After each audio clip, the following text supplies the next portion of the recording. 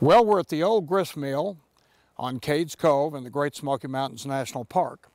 And I love to come here because one of the things that I want to talk to you about, this is a great place to make certain kinds of photographs, and that's photographs that have texture and pattern and form and line. Now, we've talked about some of these things before, but we're going to make several photographs here to illustrate some of those points about landscape photography.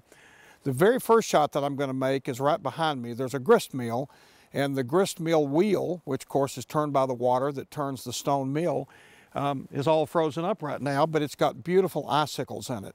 And I'm going to slip over to the side here, and we're going to make a composition of that wheel, talk a little bit about how to do that. While we're here, we're going to talk about exposure, and we're going to talk about white balance and some of the other things that you want to consider. Now, it's a cloudy day today, so we set the white balance for cloudy. If it had been a bright sunny day where there's hard edge shadows on the ground, then we would have set it for the little sun, which of course is sun. It's pretty simple to do white balance. You look and see what the main source of your light is and then set for that. You could also set it at Kelvin temperature if you want to do little increments of warmer or cooler. Let's walk over and take a shot of this grist mill wheel and see what we can get. This is the grist mill wheel that we were talking about. That's kind of hard to say, grist mill wheel at 12 degrees. Anyway, you can see the beautiful icicles in it. Now, it's beautiful all in itself, but what's really gorgeous to me about this is the patterns. You've got the hub in the center, and then you've got the spokes that go out to the wheel, and then you've got the icicles hanging off of it. So I've used the zoom lens to zoom in and get kind of a pattern. Now we're going to show you this image after we shoot it, but give you an idea. For exposure, that whole scene is kind of medium tone. So the exposure meter in the camera will pretty much nail the exposure. In fact, these modern cameras, this D700 with the matrix metering, I put it on aperture priority automatic, and then I stop down to get the amount of depth of field that I want, and it usually gives me dead-on exposure. Certainly close enough with a raw file that you can do a little bit of touch-up in your processing. Let's go ahead and make a shot. Because we're good and steady here, and I'm using actually I'm getting an 80th of a second at f8 at ISO 400. I can squeeze it off without a cable release, without shaking anything. And I'm getting a real nice rich exposure. And because this is such a large file in the D700, if I need to do any cropping, I can crop in even tighter. If I had my long lens with me, which is back in the car, and I'm freezing, so I'm not going to go get it, but I would even go in and do closer stuff. But because these files in the modern cameras are so rich with information, that's one of the real beauties of shooting a 12 or 16 megapixel camera. You can go in and pull images out of your image without any problem at all. So this is a pattern. We're going to work another couple of patterns and kind of continue to talk about that part of the landscape.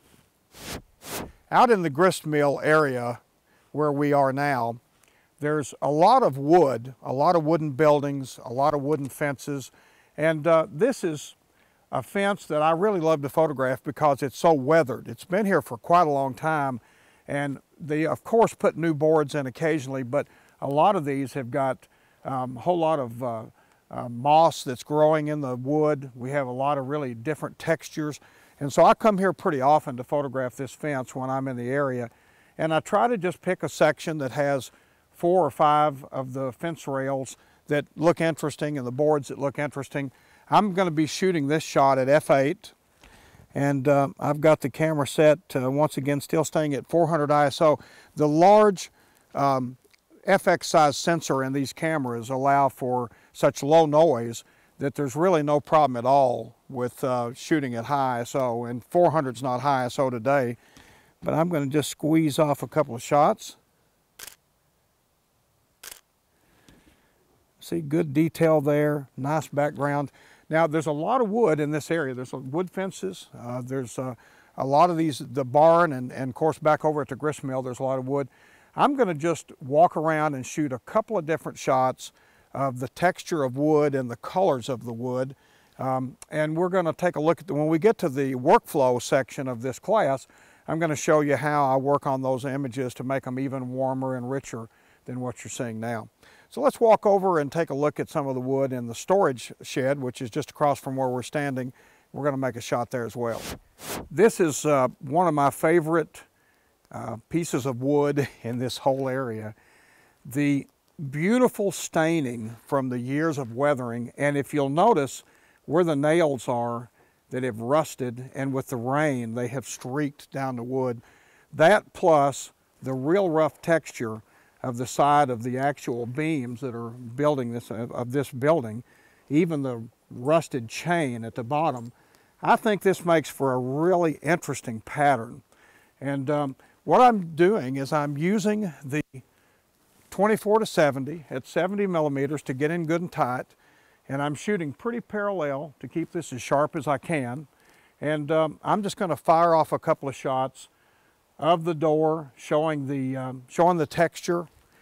We're still at aperture priority. We're still shooting at f8. I'm going to widen it back just a little bit and recompose to get a slightly larger area.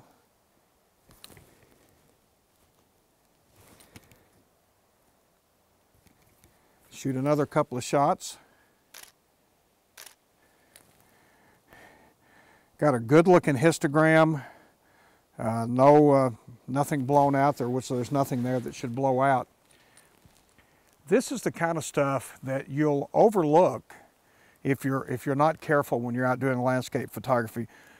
A dear friend of mine, David Middleton, who I used to teach workshops with, used to say that he spends about 90% of his time looking for subjects and 10% of his time actually making the photograph.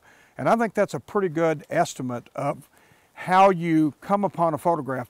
Take the time to walk around and see where you are and what there is of interest, what the light is doing to your subjects. And then once you've decided what you want to photograph, then you can set up, get the right angle, use the right lens, use the right filter, all that kind of stuff. But the most important thing is find something that's interesting and worth photographing. And I really love this wood on this old building. It's an old storage building next to the grist mill.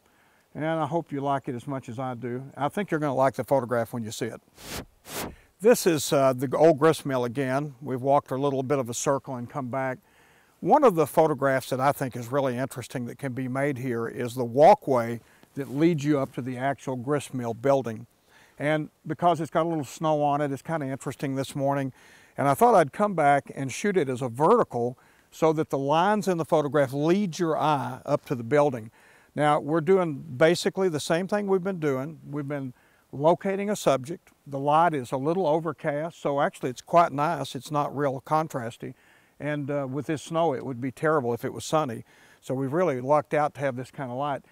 What we're going to do, though, is we're going to shoot once again. I'm going to set the camera at f8. I'm going to actually stop down to f11 to get lots of depth of field. And I'm going to squeeze off a shot.